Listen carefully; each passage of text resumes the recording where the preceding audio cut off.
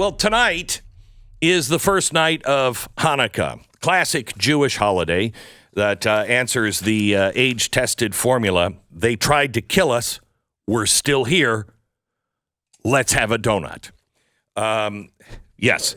Consider official. That's an official description. It is. Well, fried dough. Yeah. So Hanukkah involves 8 days of eating large amounts of fried food or fried dough, and that's not a joke. And that's why I'm considering. I don't know. Maybe we should put a little more emphasis on the Jewish side of Judeo-Christian. You know, we get donuts anyway. It's also an odd holiday. Its story has no book. The books of Maccabees exist, but they are not in Jewish canon. They were actually preserved by Christianity. And when locking that canon, the sages apparently felt uncomfortable with the books of Maccabees, not because they weren't relevant, but most likely because they were too relevant. It risked making waves at the time when Jews were, again, dependent on the mercies of others.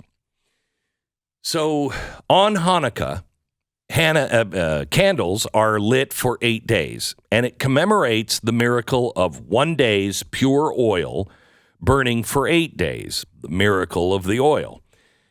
When the Maccabees reconsecrated the temple in Jerusalem, it burned for 8 days. But the real story actually has to do with that as much as Christmas has to do with trees and presents. And this relates to everyone, especially those in America today and those in the Western world. It takes place in the mid-2nd century BCE, sometime after Alexander the Great. The Greeks were ruling the known world, including the backward corner, still known then as Judea. Polytheistic culture dominated. And first it was just toleration for local religion and custom, and then less and less, until eventually the local Greek overlords tried to erase Judaism. Oh, again. And they tried to force people to worship idols. And the king thought that everybody ought to worship his idols or die. And that's usually how it runs. First, you're told, you need to tolerate this. And who are you to say otherwise? And if you tolerate them, then we'll tolerate you. I promise. I pinky promise.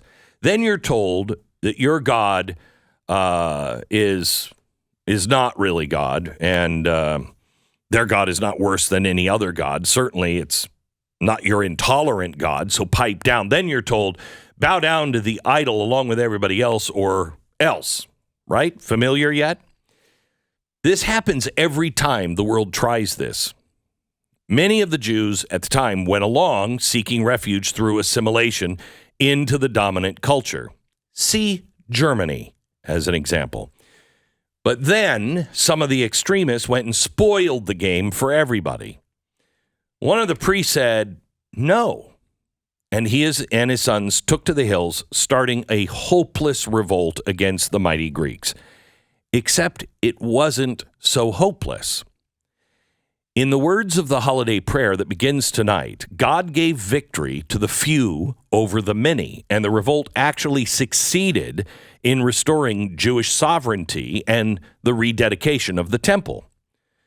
For a brief time, the book continues on with a cautionary tale about what happens when too much power is accumulated in one person, even if they start out as noble and a victor for a righteous cause. Here's a hint. The story doesn't end well. Through the centuries now, Jews have correctly, I think, read this story against assimilation into the current dominant culture at the cost of the abandonment of Judaism. Also, to teach that Jews should stick with God even when that may be dangerous. I'm going to show you, if you happen to be watching Blaze TV, I want to show you a very famous picture in a Berlin window. This was taken in 1931, and it's a picture of a menorah in the front of a window. The house was owned by a rabbi, and he put the menorah in the front window. Anti-Semitism was starting to run rampant, but he decided, I'm not going to hide my light, and he put his menorah right in the front window. The reason why this picture is very, very famous is because that window faces, in the picture, you'll see a swastika and a banner of the Nazis across the street. It's not just a banner with a swastika across the street, okay? That is the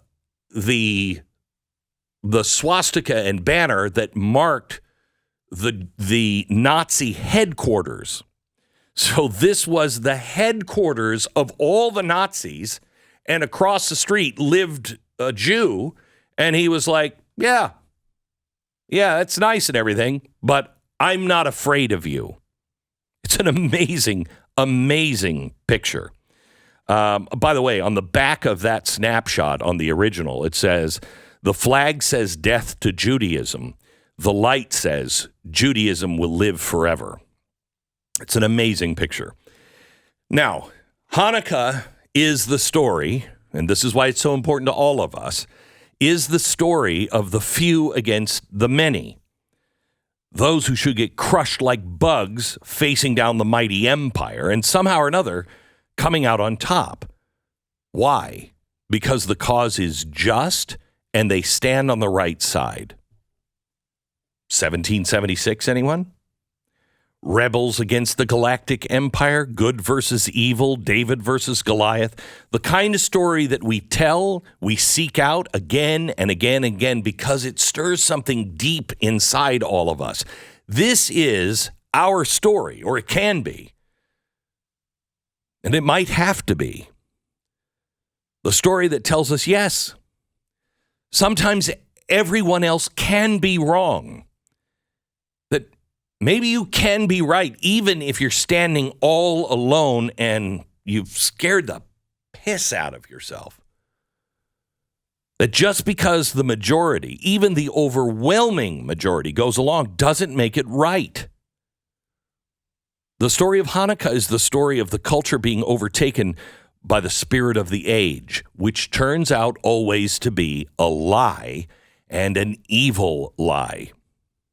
It tells us that deep within, we know, all of us know when it's a lie. Deep down, when we're told there's settled consensus or whatever it is, and we're the only primitives to hold out because an unborn baby is not a person.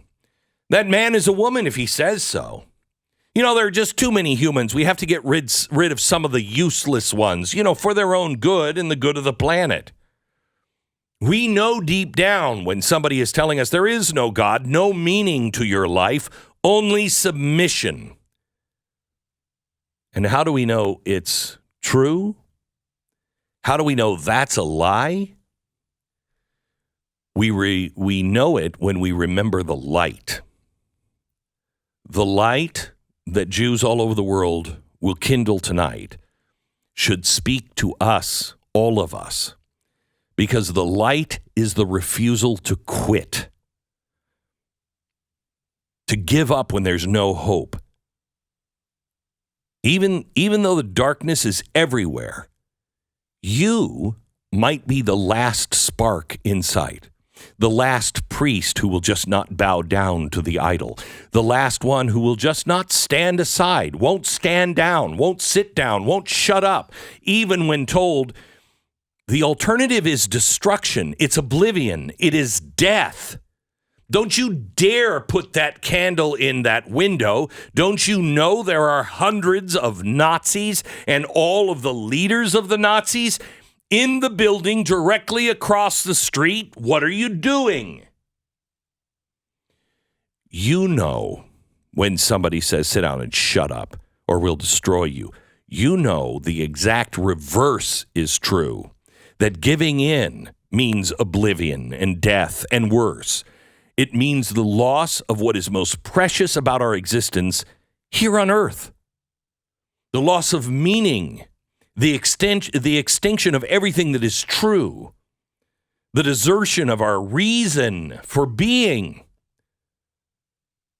to be a light against darkness, to stand for what's good and true. And you know that standing up means life itself, even if others are threatening death. Maybe you'll pay a price. But the spark I bear will always live. This Hanukkah, this holiday season, I rejoice at the opportunity to bear the spark. Now of all times, that spark says, I'm alive, here and now. I'm here precisely to do this, and so are you. That spark that you light will say the same thing. I'm not alone. I have a power that is stronger than all the powers on earth. I know who I am. I know whose light I bear. Every night of Hanukkah, Jews all around the world light one more candle. And the light grows as if one candle lights up the next and the next. As if light and fire, like courage, is contagious. And guess what? It is.